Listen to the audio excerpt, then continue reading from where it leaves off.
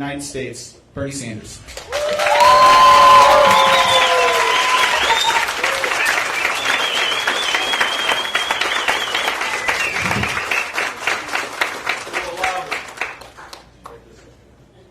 Everybody know my wife Jane.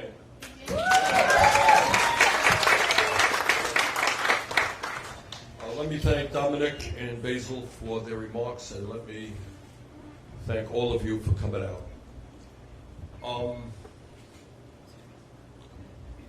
I'm not going to spend a lot of time on Donald Trump, because in my view, he's not worth a whole lot of time. But this is what I do want to say, is that no matter what your politics may be, you're progressive, you're conservative, you're moderate, you're independent, Democrat, Republican, I think we want a president that when we turn on the television, we can have our kids watch the damn television. We don't want a president who lies all of the time.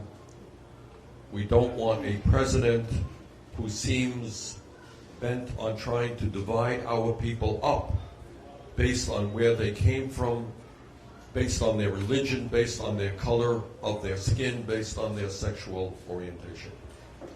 It has always seemed to me that no matter what your political views may be, and I think most presidents have understood this, is that your job is to bring people together as Americans, whether we're white or black or Latino, whatever we may be.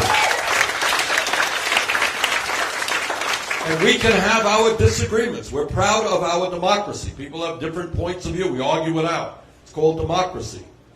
But we don't do it in a way that divides us up, because at the end of the day, we are all Americans and we all love our country.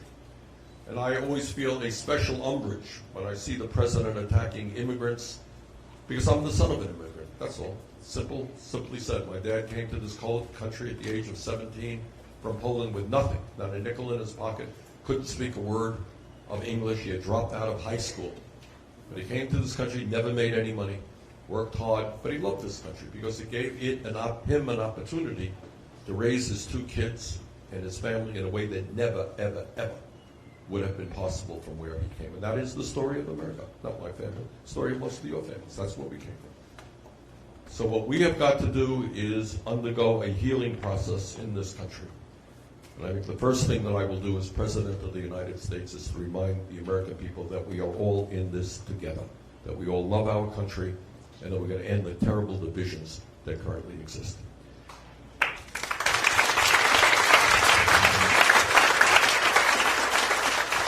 The second point that I want to make is, in my view, it is not good enough for us to just defeat Donald Trump. I know some people say, well, that's all we have to do. That is enormously important. I'm very happy to tell you that in every national poll done in the last year, we have defeated Donald Trump, and I'm absolutely confident we can defeat Trump here in Iowa, in Michigan, in Pennsylvania, Wisconsin, and in fact in many states around the country, which he won in 2016.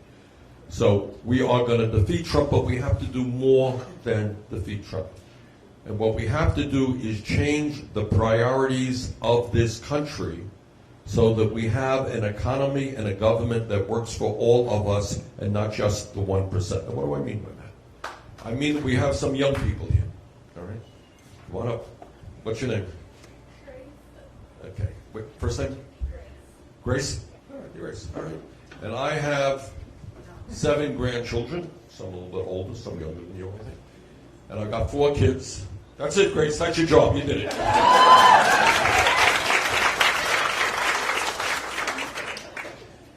And that's our future of our country. All right? There are millions of young kids like Grace, beautiful young kids. All right? And we have to ask ourselves why we have the highest rate of childhood poverty of any major country on earth.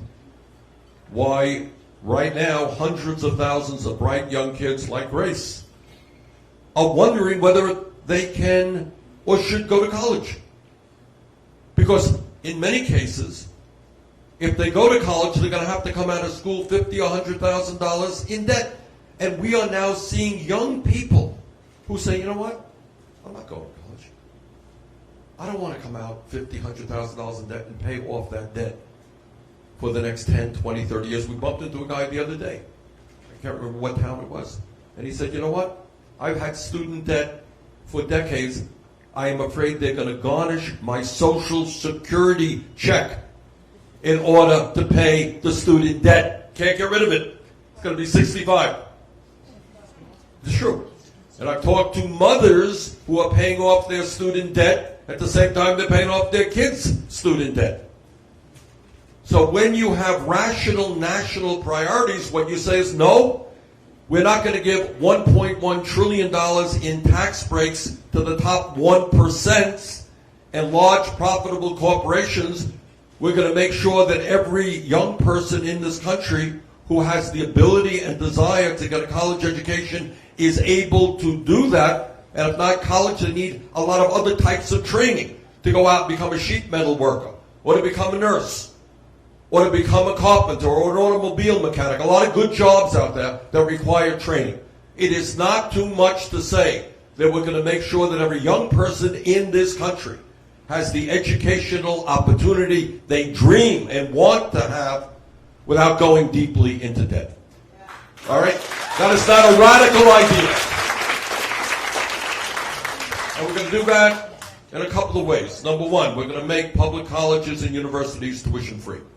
Now, when I came here to Iowa 4 years ago and I talked about that issue, everybody said I was a little bit crazy. Well, they still say I'm a little bit crazy, but too wild an idea. Well, I want you all to know that all over this country, California, New York State, Tennessee, other states, we are moving in exactly that direction because people understand we could give Grace the opportunity that she needs, regardless of the income of her family. It is not asking too much in the wealthiest country in the history of the world to say you get all the education that you need, because we need your abilities. All right? We need you to help do all the things that have to be done in this country. So we got to pay attention to our kids, and also when we talk about where we are, we're going to cancel all student debt by asking the greedy folks on Wall Street to pay a modest tax on their speculation. All right, that's how we're going to deal with that issue. Make public colleges and universities tuition free, cancel all student debt, 45 million have that, by imposing a modest tax on Wall Street speculation. But when we talk about changing priorities, it's not just the young people. It is also our older citizens. And I think very often we do not talk about senior citizens in this country in the way that we should. And the truth is that in Iowa, truth is that in Vermont, and we're both pretty old states, the truth is that all over this country, as our nation becomes older, you got a lot of elderly people struggling to live out their lives with the dignity that they deserve. What am I talking about? I'm talking about the fact that when you get older, and Grace, someday you will know this, I hope a long, long time from now, when you got older, you got health issues, all right? And health care is pretty expensive, right? All right. And elderly people often need prescription drugs. So what we are focusing on this campaign is to take on the greed of the pharmaceutical industry.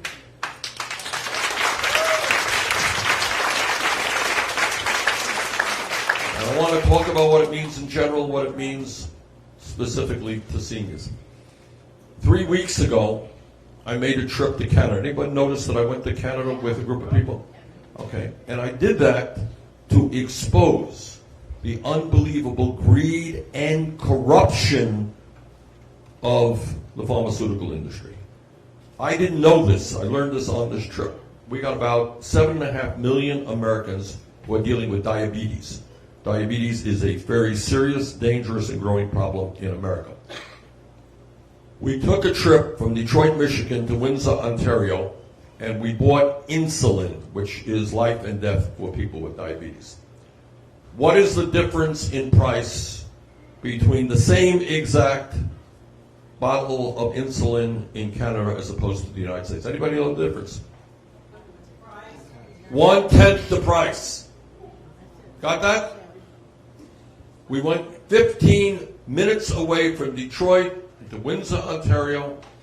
We bought the same exact product in Windsor for 10% of the price. There was a family there, a mother with her son.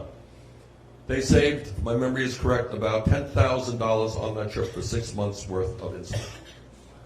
Why does it happen that in America we're paying 10 times more for insulin? And it's not just insulin. It is almost every other drug. And here's the surprise. In Canada, they think their prices are too high, and they're going to lower them. That's true. Okay, they're now undergoing a reformulation of how they do business because they think their people are having a hard time affording their prescription drugs. Why is it? Why is it that in the United States we pay so much more than the people of any other country for prescription drugs? Anyone have a sense on that? Greed. It is greed, but it is more than greed. What else is it? The middleman. It is the middleman, but it is more than that. Here's my question. All right, you go walking into the pharmacy tomorrow, okay? And you say, hey, I've been taking this drug for 20 years. My doctor just wrote a refill. And the guy said, well, I'm sorry to tell you, your price is doubled. All right. The answer is that the drug companies in America can do anything they want. They can raise the price of your medicine, double it or triple it. There is no law to prevent them from doing that. And that is, we are the only country on earth that allows that to happen. That's the simple truth of it. Ain't no law out there that says that the drug companies can double or triple or raise their price. And that's what's happening with insulin. You got 3 companies. When I talked about corruption, it's not just greed. It is greed. 3 companies produce 90% of the insulin in this country. And just coincidentally, this will shock you, their rates go up all of the time at exactly the same level at exactly the same time. And for people who are dealing with diabetes are caught in the middle. It turns out, I couldn't believe this, 1/4 of the 7.5 million people in this country who use insulin are rationing insulin. Do you know what that means, to ration insulin? It means to get sick. And in some cases, it means to die. But it is not just insulin again. It is almost every prescription drug you use. So what are we going to do? We're going to do 2 things. First of all, to lower the cost of prescription drugs, we are going to say that Medicare will negotiate drug prices with the pharmaceutical industry. Now, the Veterans Administration now does that, and they pay the lowest prices in the country for drugs. They sit down, they say, okay, this is what, we buy an enormous amount of medicine, and this is what you are going to charge us. That's number 1.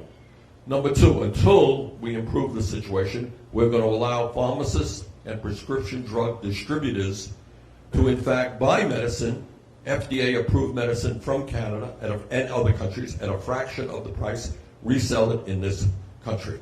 And the third thing we're going to do, which is essentially what the Canadians do, is they look at what other countries around the world are paying. They say that's about the average. That's what we will be allowed to be charged in the United States.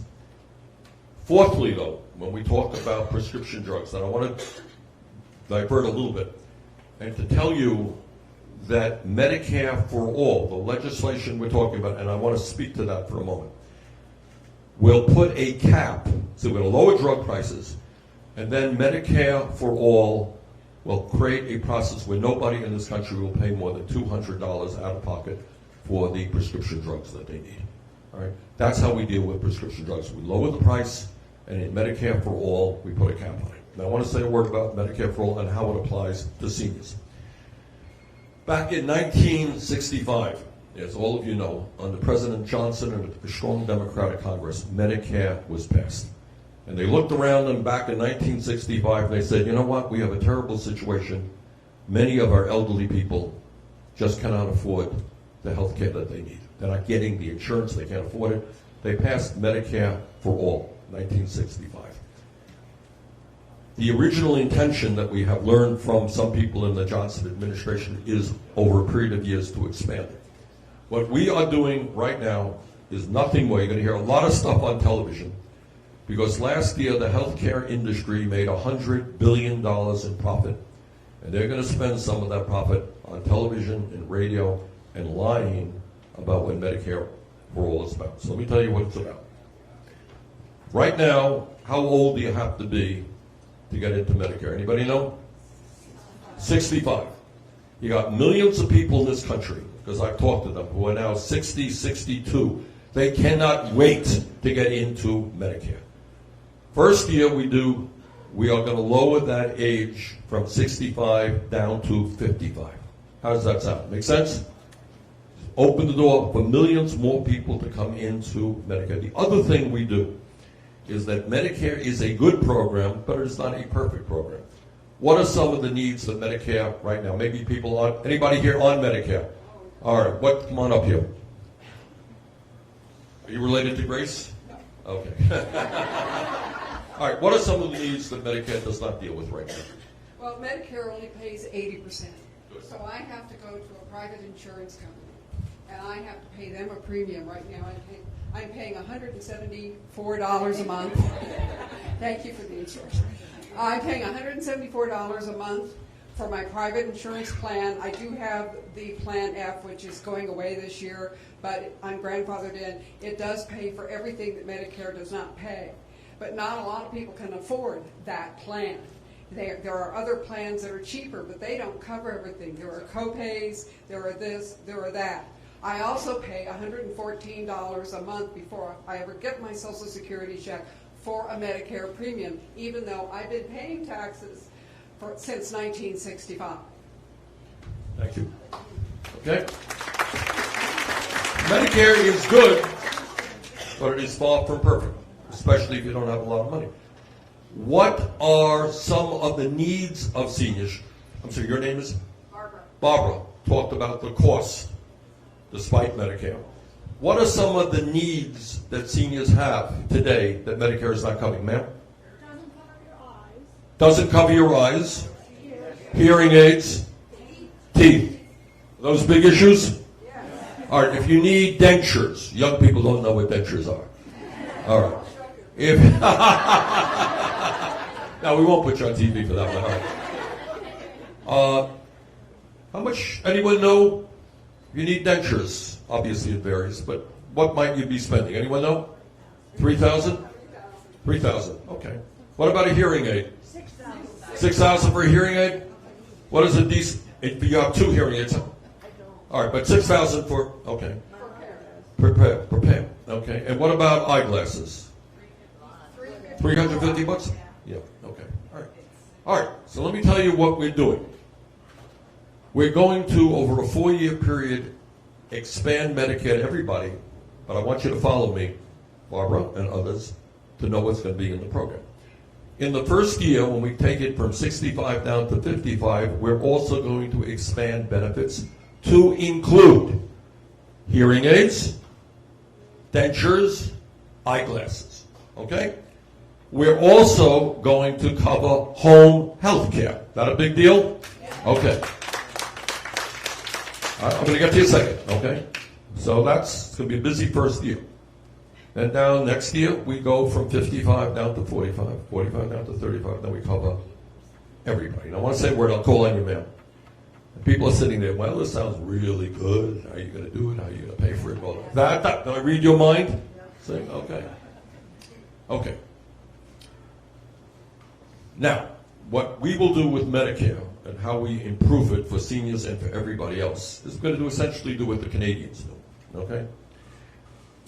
If you have, God forbid, a serious illness and you end up in the hospital in Canada, let's say you need a heart transplant or you're dealing with serious cancer treatment, how much does it cost when you get out of the hospital? Anybody here know? Canada, which is not another world away. All right, you got a heart transplant. You got serious cancer treatment. You're in the hospital for how much does it cost, do you think? You're shaking your head. How much does it cost? It doesn't cost anything. Oh my goodness. What a shock. Okay, 1 minute. Okay, I was up in Canada a couple of years ago, and I was in Toronto, and they invited me to their hospital. It's a state-of-the-art hospital. And I talked to them. They were very kind, and they let me go into a patient's room. And he said, look, Bernie, I can't remember the nature of the surgery. He said, I just had serious surgery. And what I have to worry about now is getting my feet back on the ground, getting well, stuff, recovering from serious surgery. He said, what I do not have to worry about, which my friends in the United States have to worry about, is how I'm going to pay the bill. I got no bill. No bill at all. And the doctor is standing there. He says, Senator, the other thing about our program is that I provide the treatment to my patients that I think they need. I don't have to check with the insurance company about what medicine they get, what therapy they get, okay? So in Canada, And I use Canada as an example because I don't want you to think I'm creating this in my head. This is pie in the sky. This is Canada, our neighbor. Point number one, which country spends more on healthcare per person? We're bigger than Canada, so obviously we spend more. Which country spends more per person on healthcare, the United States or Canada? We spend twice as much. Okay? Meanwhile, in Canada, you go to any doctor you want. You end up in the hospital, you don't come out with a bill. And depending on your income, they will cover prescription drugs. Not for everybody. Okay? We spend twice as much as they do. Why is that? All right, I should get back to what we're going to do. So what we are going to do is what the Canadians do. We are going to eliminate all premiums. All right? No more premiums. We're going to eliminate all out-of-pocket expenses, all deductibles. All deductibles, all co-payments. That's it. Is it free? Is it magically going to be paid for? Of course we have to pay for it. We're going to pay for it out of the tax base. So if you are a working person right now, maybe you work in this place here, your employer pays something into your health care. You pay something. And depending on the nature of your plan, you may be paying 10, 15, 20% of your income for health care. Premiums, out-of-pocket expenses. There are many people. I want some help here. Let me ask people a question. In terms of deductibles, what kind of deductibles do people here have? $4,000 a year. How much? $4,000 a year. So your insurance does not kick in unless you pay $4,000. May I ask you how much you pay a month in premium? I pay about $180, but my boss pays probably another $800. There you go. All right. So there's a lot of money being paid, and you cannot go to the doctor without paying out of pocket unless you spend $4,000. How much is it going to cost you? Probably $6,000. $6,000 to have a baby. And congratulations. All right. You're not going to pay that anymore. Now, what will happen, you're asking, well, how are you going to pay for it? All right, you're going to pay for it out of the tax base in a progressive way. So, depending on your income, the upper income people will be paying more in taxes, no question. But for an ordinary person, if you're not paying any out, you have no more deductible, you got no more co-payments, you have no more premium. And if I said you have to pay half of what you're currently paying in taxes, would you be terribly offended? No. Okay. That's the point. Now, you can ask me, all right, how much is it going to cost? I don't have that in my pocket. Nobody does. We're talking about well over $3 trillion a year, which is what we're paying. But I'll tell you how you're paying it right now, and I want you to think about that. You're paying it right now by not going to the doctor when you are sick because you can't afford that deductible. All right? You are paying it out of your own pocket. You're paying it for co-payments. And in Canada, they spend half as much as we do, and for the overwhelming majority of the American people, they will be spending less for health care than they are right now. Now, why is that? Because last year, the healthcare industry, that's the insurance companies and the drug companies, made $100 billion in profit. And what I want to see is a healthcare system designed to provide quality care to all people, not one designed to make billions of dollars in profits for the drug companies or the insurance companies, and outrageous compensation packages for the CEOs of those companies. Recently, a couple of years ago, a guy who's head of Aetna, one of the large insurance companies, put together a merger with CVS, and I know you got a lot of CVS stores here in Iowa. You know how much he got for putting that merger together?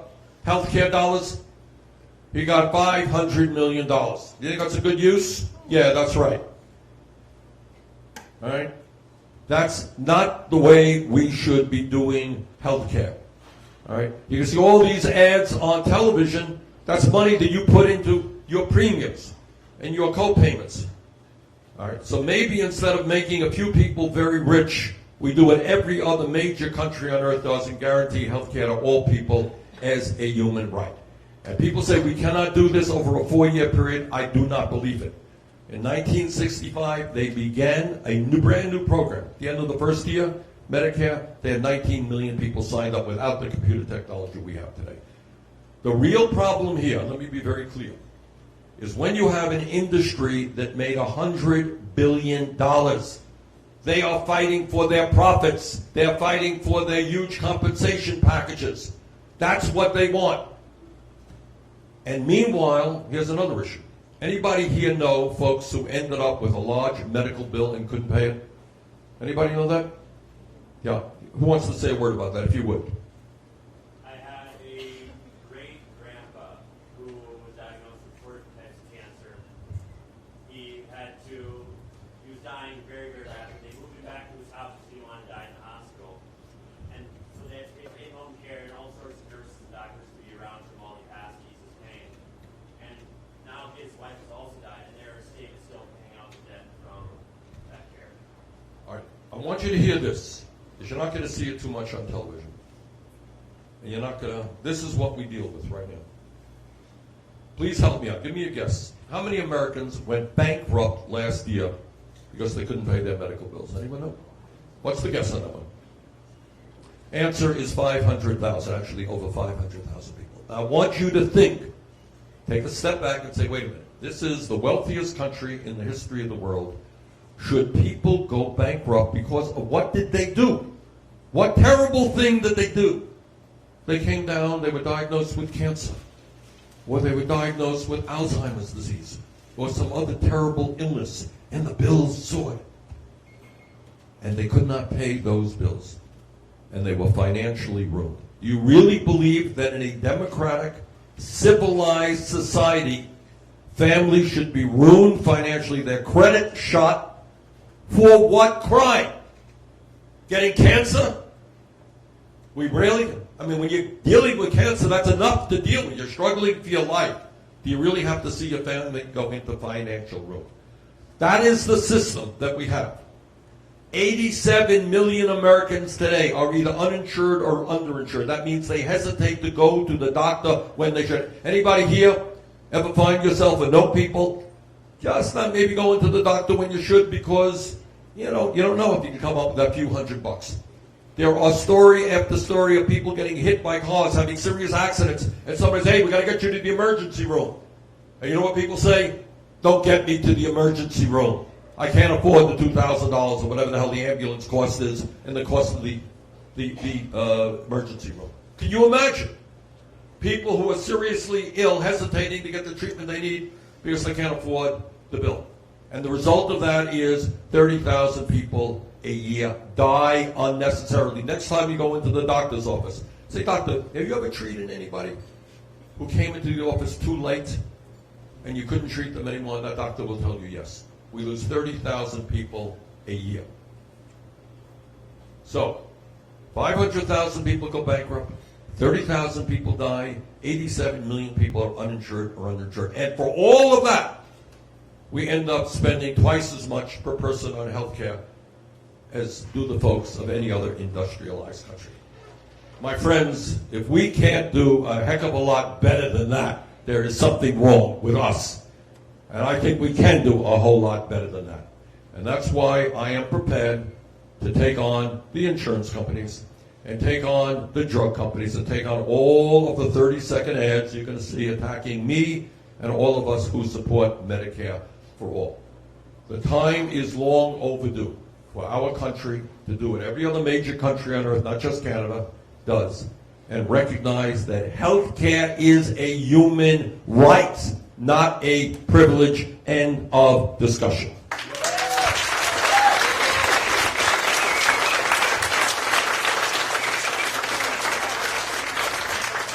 Now, let me just touch on a few other important issues.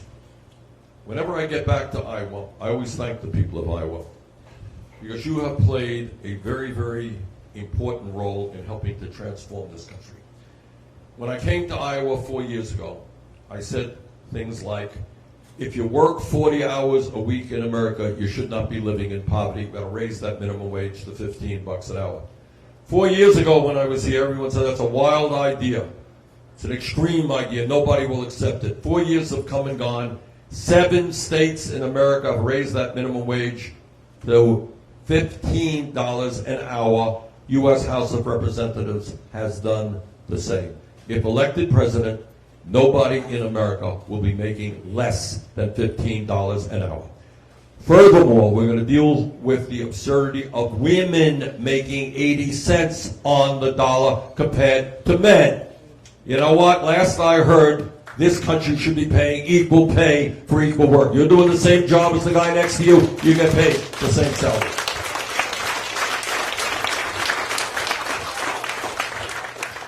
And I want to touch on another issue that can never, ever, ever, ever be ignored. And that it is very sad for this country and for the world that we have a president who believes that climate change is a hoax. I wish I could tell you, it would be nice to think that Trump was right, but he is so, so, so wrong. I mean, the scientific community now is virtually unanimous in telling us not only that climate change is real, that it's caused by human activity, that is already causing devastating problems. What they are telling us, and I want everybody to hear this, they are saying, these are the people all over the world who study climate, and what they're telling us is that we have fewer than 12 years to transform our energy system away from fossil fuel to energy efficiency and sustainable energy, or else there will be irreparable damage done to this planet. Last month, July, warmest month on record. Massive heat waves in the UK, in France, in Europe. Heat waves, drought in Australia. All over this world, people are already suffering the impact of climate change. Now, climate change cannot be addressed only by the United States. It is a global issue. But my promise to you is that instead of ignoring this issue, as Trump does, I will help lead the world in bringing countries together to address the issue. And here is my dream, and it may be a dream. I confess to you that it may be a dream. But right now, this world is spending $1.5 trillion every single year on weapons of destruction designed to kill each other.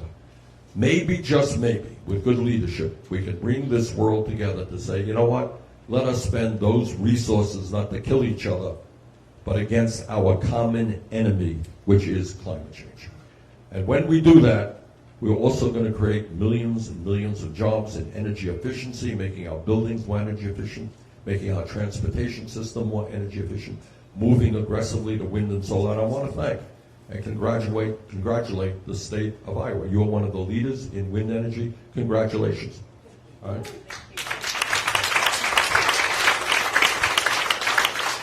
I think you now get something like 35% of your electricity from wind, and that's pretty good. And that's what we got to do all over this country. So let me just conclude by once again thanking all of you for coming out this morning. It's a wonderful turnout. And to say that if there has ever been a moment in American history where we cannot allow anybody to divide us up, where we have to stand together and understand that the problems facing this country and the world are just extraordinary. And that now is the time to stand together to end the hatred and the divisiveness coming from the White House, and then move us to a government and an economy that tries to work for all of us, not just wealthy campaign contributors. And that is what this campaign is about. So I want to thank all of you for coming out. Look forward to seeing you again. Thank you very much.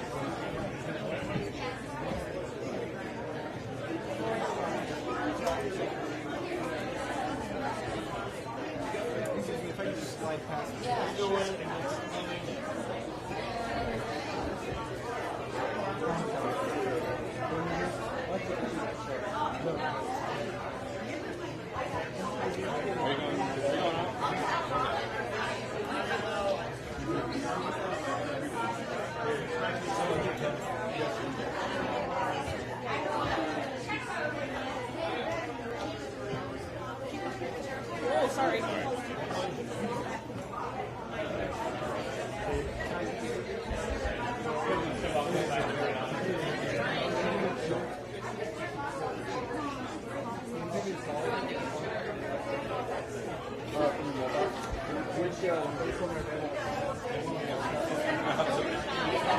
Who is this shot, young man?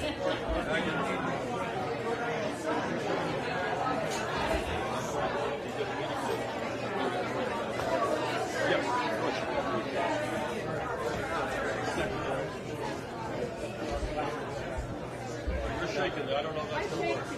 All right.